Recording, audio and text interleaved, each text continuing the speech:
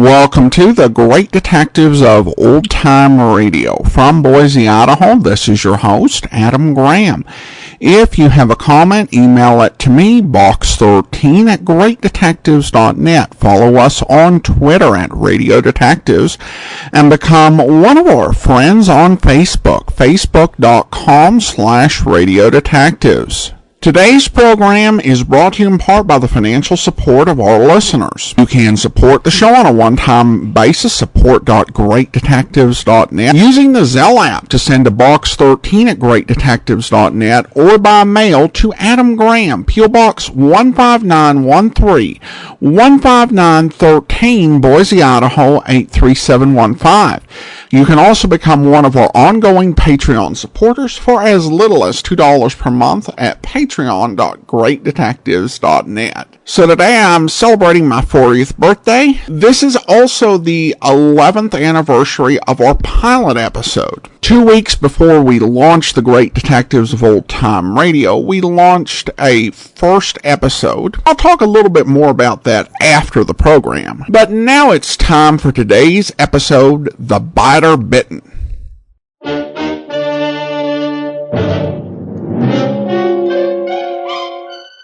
Box 13, with the star of Paramount Pictures, Alan Ladd as Dan Holliday.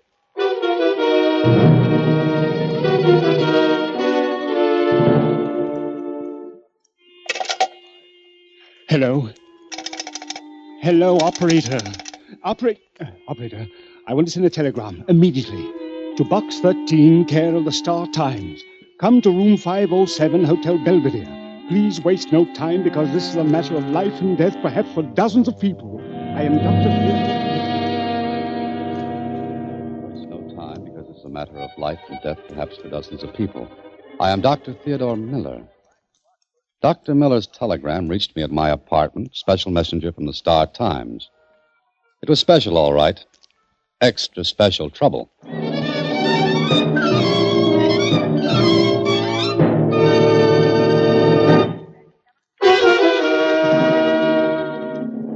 And now, back to Box 13 and Dan Holliday's newest adventure, The Bitten.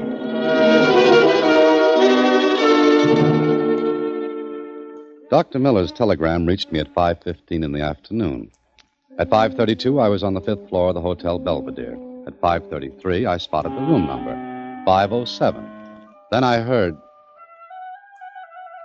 Well, what was it? I walked to room 507, and the sound became louder. I knocked at the door. Yes? Who is it, please? Box 13. Oh, good, splendid. Please do come in. Thank you for coming. Thank you. You're welcome, but for what? Oh, I will explain. Excuse me a moment. Oh, certainly.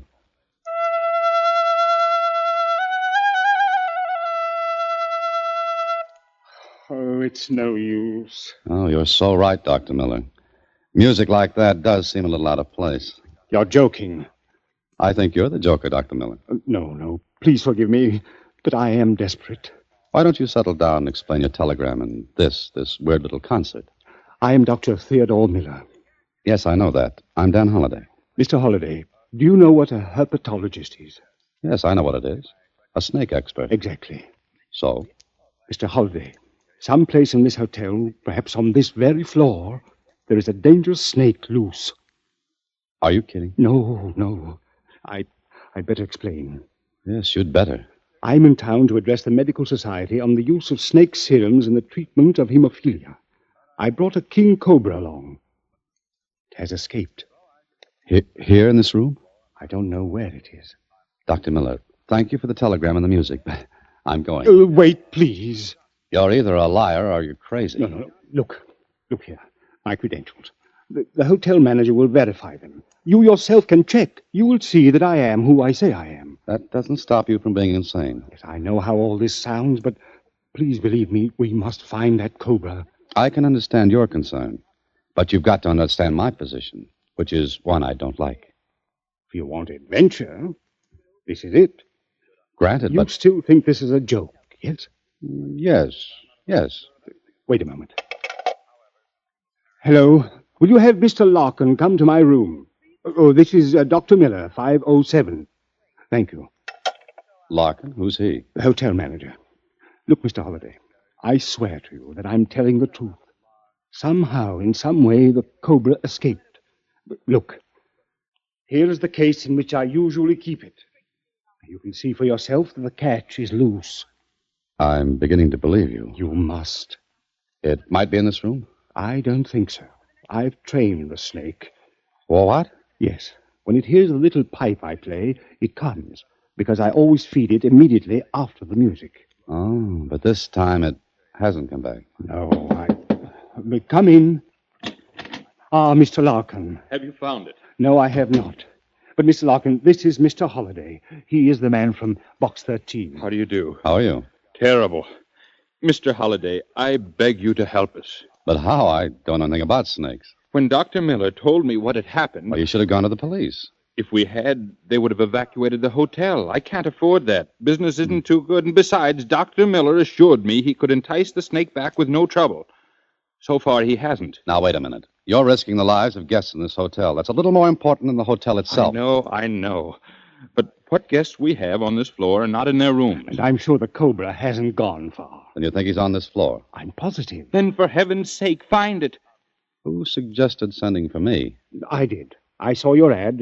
It was just a thought. And it's one you can get out of your mind right now.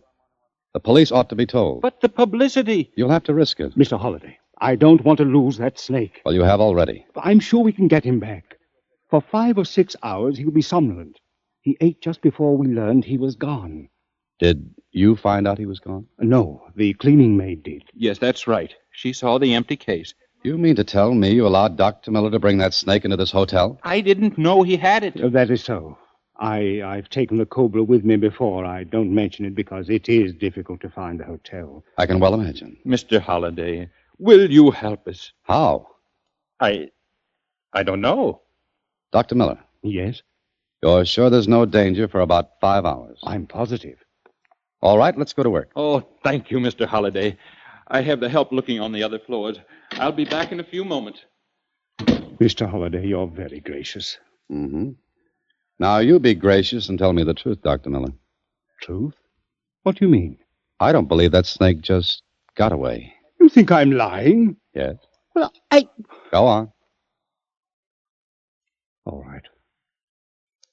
I believe someone deliberately freed the snake, But why? so it would strike me, kill me.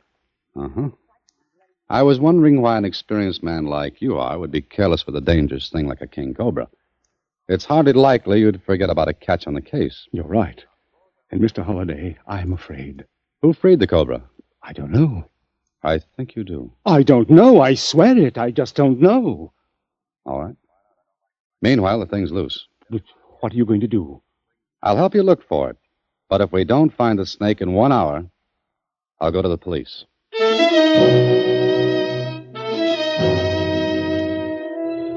Well, I should have gone to the police right away, but there was something that told me not to. Anyway, we hunted. No snake. So I put in the call to the police and then went back to my office. There was something bothering me, but I didn't know what it was. But I took the trouble to do a little research with Susie's help.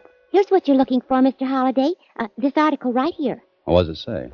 I'll read it to you. Miller, Theodore E., noted Herpetologist? herpetologist, famous for investigations into use and value of snake serum in various diseases. Let me see.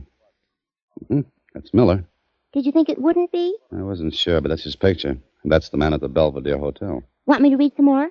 Yeah, go ahead. Dr. Miller has been associated for the last 7 years with Dr. Roy A. Cunningham. Together, they Cunningham, huh? Does that name mean something? No, just makes me wonder where Cunningham is now. But why?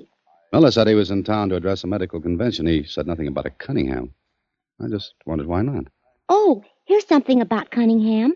Should I read it? Hey, might as well. Dr. Cunningham lost the third finger of his left hand as a result of snake bite. The finger had to be amputated. Do I have to read any more? No, that's enough, Susie. Okay.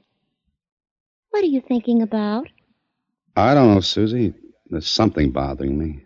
But I can't put my finger on it. You'll think of it. I'll get it. Hello? Mr. Holliday, please. This is the police department. Oh, yes. Just a minute. It's for you.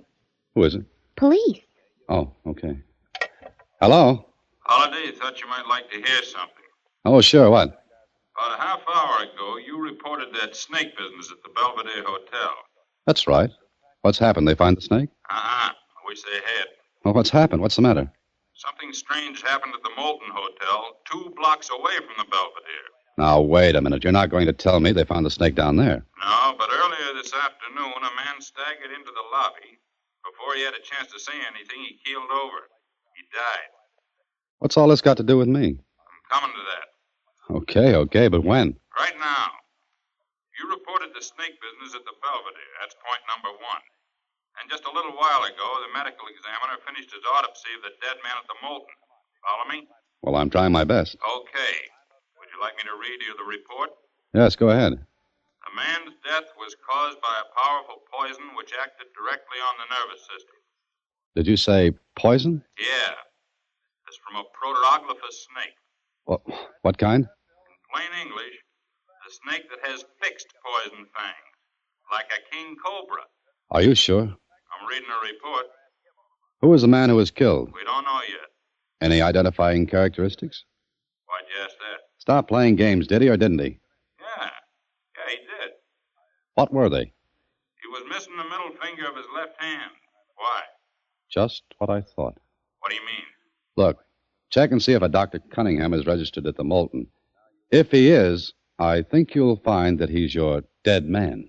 Okay, Holliday, and since you know so much, how'd you like to drop around and tell us how that snake got 2 blocks from where he was lost without being seen? All right, I'll drop around later. But I don't know any more about it than you do. Gee, Mr. Holliday, you look kind of upset. Yes, I am. The man you just read about, Dr. Cunningham, died today from a bite from a cobra. But I wonder how.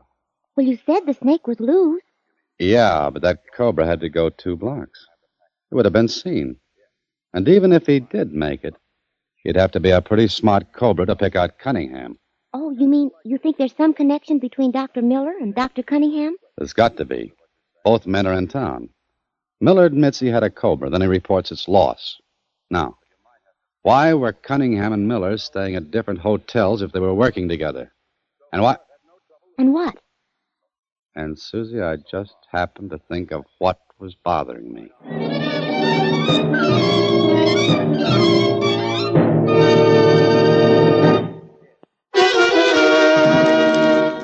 And now, back to The Biter Bitten, another Box 13 adventure with Alan Ladd as Dan Holliday. Sure, I happened to think what it was that bothered me. But it didn't tie in with anything. At least, not right then. So my first stop was police headquarters for a chat with the medical examiner. Yes, it's correct, Mr. Holliday. The autopsy on Dr. Cunningham showed definitely that his death was caused by venom. Possibly that of a cobra. Uh-huh. But no trace of the cobra itself. The Moulton Hotel's been searched. I have interns from the city hospital standing by with anti-venoms. Anti-venoms? Yes. They're made from the venom itself, often efficient in the treatment of snake bite. I see. Okay, thank you, Doctor. Where are you going now? I thought I'd go back to the Belvedere Hotel. Uh-huh. Be careful. I don't want to go through another autopsy. Doctor, I'll do my best to keep from being the next subject. Oh, by the way, this Dr. Cunningham, know anything about him? No, not much. His specialty doesn't interest me, but I know he was a famous herpetologist. Worked with Dr. Miller? I believe so. They developed a serum for the treatment of hemophilia. Miller said he was to address a medical convention here. Know anything about that? Yes. As a matter of fact, Cunningham was to speak, too. Oh, what about? Well, I made some inquiries when I discovered the dead man was Cunningham. It seems he was about to present the medical profession with the results of his researches. Present? You mean give them away? Yes, why? Would those discoveries be worth anything? Well, if they're what I think they are, there's a fortune in them. I see. Why do you ask? I'm just curious. In fact, I'm very curious. Well, thank you, Doctor. If anyone here wants me, I'll be at the Belvedere Hotel. All right. And remember what I said. That cobra is dangerous. And sometimes the anti-venoms can't be administered in time.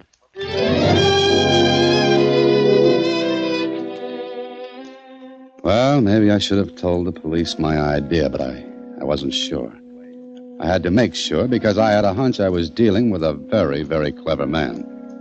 I went back to the Belvedere Hotel and spoke to Larkin, the manager. I don't know what to do, Mr. Holliday. There are police all over the hotel, and the guests know there's something wrong. Oh, this will ruin the hotel. Maybe not, Mr. Larkin. Maybe we can prove there's no Cobra loose in here. What? But Dr. Miller, the death at the other hotel, and... Yes, the death at the Moulton Hotel. But I've got a couple of ideas. Now, listen. Could Miller have left the hotel without anyone seeing him? Why, yes, of course. All right, let's say he did. But what does that mean? Look, Miller's telegram to me was delivered at 5:15 today. The medical examiner placed Cunningham's death at some time before 5, no later. The Moulton Hotel is only 2 blocks from here. Get it? No. Unless you're implying that Dr. Miller had something to do with Dr. Cunningham's death. Maybe I am. There was a motive. Cunningham was going to announce the results of the discoveries and give them away. Those discoveries were worth a fortune. It's just possible that Dr. Miller isn't quite the idealist Cunningham was. He murdered him? I don't know. In Cunningham's room at the Moulton, the police found 2 snakes. Cobras. Oh, well, then one of them bit him. Maybe, but I don't think so. Cunningham knew how to handle snakes. Also, he would have had antivenin ready. Now, doesn't it strike you as peculiar that a man like Cunningham would rush down into the lobby? Panic? Mm-hmm. No, that wouldn't hold water. All his life he'd handled snakes. If one bit him, he'd move quietly, get the antivenin, and use it, not rush around in a panic. But what you're suggesting is that Miller deliberately... But it'll be hard to prove. We've got to go to the police. With what? My story?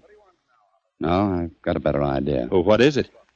You have a pass key to Miller's room, haven't you? Yes, of course. Well, you phone him. Get him out of there on any pretext. Why? Please do it. You want this cleared up, don't you? Oh, yes, of course. But what'll I tell him? Get him into the basement. Tell him that one of your employees has seen the snake. That'll hold him down there at least until you and I are through in his room. His room? Mm-hmm. I've got an idea we'll find something very interesting. The ruse worked. While Miller went into the basement on a wild snake chase, Larkin and I searched through his room. What are we supposed to be looking for, Mr. Holliday? I'm not sure. Oh, look. A case of antivenin. Miller has one. Cunningham would have been sure to have one. Well, now that you've found it, we'd better get out of here before he comes back. Not yet. Let's see what's in that closet. Well, please hurry. Well? Well. Maybe I found something I've been looking for. This leather bag. Well, what's in it? Well, it's rather heavy. And there are holes in the bottom. Now, why would a bag have holes in the bottom? Holes? 3 guesses. But take only one. That's all you need. The cobra. Yeah. Larkin, take a pillowcase from the bed, quickly. What are you going to do? Hurry up, get that pillowcase. Here you are. Now what? We're going to dump the snake from the bag into this pillowcase. You're crazy. It'll bite us. No, it won't. It has to coil to strike. It won't be able to in the bottom of this case. Now, hold the pillowcase by the edge, where the mouth is wide open as you can get it. You're a fool. You're risking our lives. Snake won't strike. Now, get ready. Please, be careful. I'll do my best. I'm here too, remember? All right, ready? I'll open the catches of this leather bag. Now, here we go. It was a snake. Hold that pillowcase as far away from your body as you can. What do we do with this? Is there a linen closet close by? Yes, in the corridor outside. Okay, tie a knot on the top of that pillowcase and put it in the linen closet. And lock the door. Yes, of course. And warn your employees not to go near that closet. Mr. Holliday. What now? It's Dr. Miller coming back. I won't be able to get to the linen closet without being seen. Get back in here. Close the door. He has the house detective with him. Well, things couldn't be working out any better than they are. Mr. Holliday, I'm still holding this. Toss it under the bed, fast. Under the bed? Don't repeat everything I say. Just do it. Straighten the bed while I put this leather bag back in the closet. Go on. If I ever get out of this alive, I'll personally search all baggage coming into this hotel in the future. There. Okay, now we're all set. Sit down, Mr. Larkin. Pretend as though we're just waiting here for Miller. I don't feel like sitting down. Then stand, but try to look as though nothing's happened. You asked the impossible, but I... Wait a minute. Tear that extension cord loose from the baseboard. And hand me that staple that held it. You're crazy. All right, get out of the way. What are you going to do with that U-tack? Put it right here on the chair. Points outward, just about the height of Dr. Miller's ankles. There. That'll hold it, I hope. Ah, Mr. Holliday. Oh. Any luck down in the basement? No, some hysterical maid thought she saw the snake, but it was not. Well, what now? We must think. Mm-hmm. That's a good idea. The house detective here says that there's no other way but to get everyone out of the hotel. We can't do that, Miller. I'm trying not to. Dr. Miller, did you hear of Dr. Cunningham's death this afternoon? Yes. Yes, I did. I would have gone to him, but I cannot leave here. Strange that a man of Cunningham's experience should have been so careless.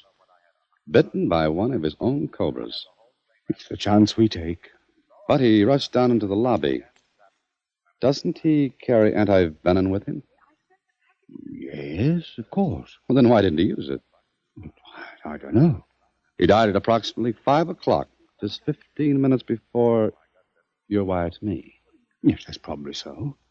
But we're wasting time here. We should be looking for the cobra. Yes, I suppose we should be. But to get back to Dr. Cunningham, suppose now I'm saying suppose, someone went to him, someone who knew him. Suppose that someone took a cobra there and allowed it to strike Cunningham. Who would do a thing like that? Oh, someone who hated him because of what he was going to do.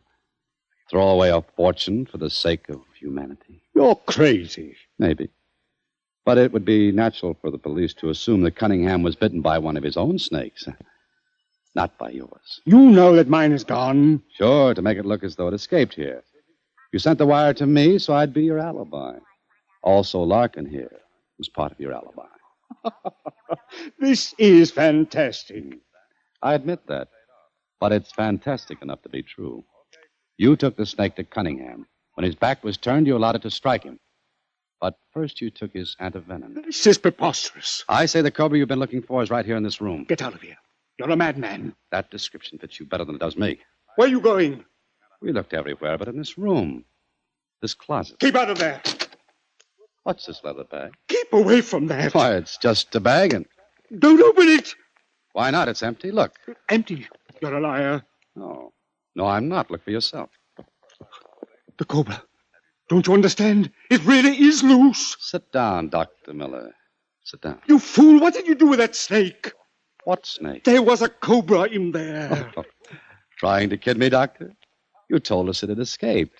Even helped us look for it. No, will you please believe me? There was a cobra in there. No, I don't believe you. And I said, sit down. What's the matter? It was under this chair. It struck. Look, the marks on my legs, fangs. Holliday, please, hand me the antivenom. The case on the dresser. Did you hand it to Cunningham? You fool, I'll die! Cunningham's dead. Please, the case. I'll get it myself. Oh, no, you won't. Just a minute. Please, hand me the case. What about Cunningham? Yes, I killed him, the fool. Hear that, Larkin? Yes, I heard it. Good. The case, please, the case. You won't need it, Miller. If you look down at the leg of the chair, you'll see I backed you into this. Tack. Uh-huh. Just a U-tack. You know, Miller, you worked up a pretty good crime. But when you sent for me, you set me thinking. You should have been more careful with your story. Look, under the bed. The snake. It's loose. Larkin, don't move. Well, Mr. Holliday, it looks as though we're all hoist by our own petard. You, house detective, get your gun out. If you move quickly, that cobra will strike. What will we do? I'm the only one used to handling snakes. Would anyone else care to try it? Larkin, look. Right at your elbow on the dresser. What? That little pipe. The one Miller plays. Pick it up, but do it slowly. Slowly. I I can't move. You've got to. The cobra's moving toward you, Holiday. You're in the same boat, Miller. If you move, he'll go toward you. Think your way out of this one, Holiday. Larkin, do as I say. Take that pipe. Reach for it slowly. Go ahead. Now what do I do? Play it. I don't know how. Go ahead, Mr. Larkin. You've got to, Larkin. Distract the snake's attention so the house detective can get his gun. Go on. You'll have to do better than that. I can't. I don't have any breath. Stand still. Try it again. That's it, Larkin. Keep it up. He stopped crawling. Miller, stand still. Good boy, Larkin. You've got him coming toward you. Keep it up. Keep it up. Go on. Now, you. Get your gun.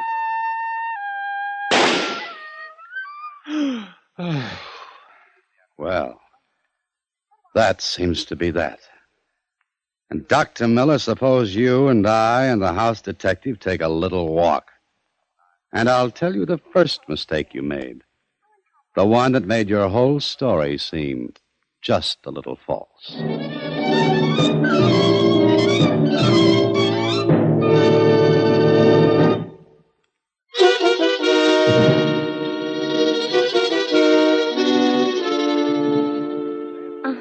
So he told you something that set you to thinking.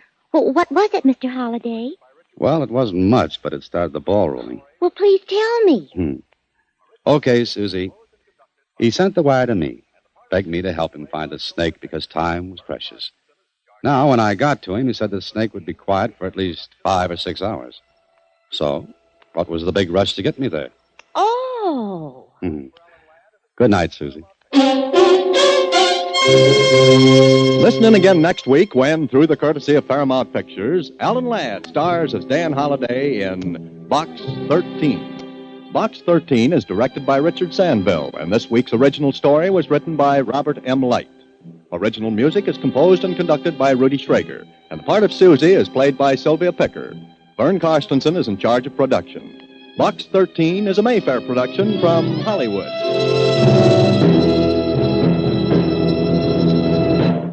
Watch for Alan Ladd and his latest Paramount picture.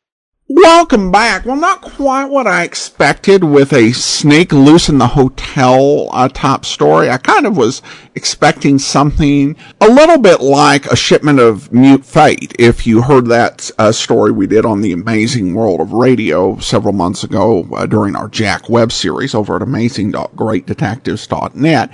But this one worked fine. It was a really nice little mystery. Of course, we got to hear another Jay Novello performance. And I thought the scene where the snake had gotten out, unexpectedly, where, surprise, surprise, Dan's attempts to restrain it didn't work, was kind of tense. And it was funny as I was listening to that, about the snake being out in the room, my dog brushed against my leg and I kind of jumped a little. So I think that means it was an effective scene. And of course, it's kind of interesting to have Dan taking charge, to the tune of, it sounds like he's read up on snakes and, researched, read a book. It's like, okay, I've got this. I've got this whole handling deadly snake thing. You put him in the bag, he's not going to be able to coil, and that's almost a little too bold if you're like, I read it in a book. I can now handle deadly snakes. Now, I did say at the start of the episode I'd talk a little bit about the pilot. And essentially I did that back in 2009.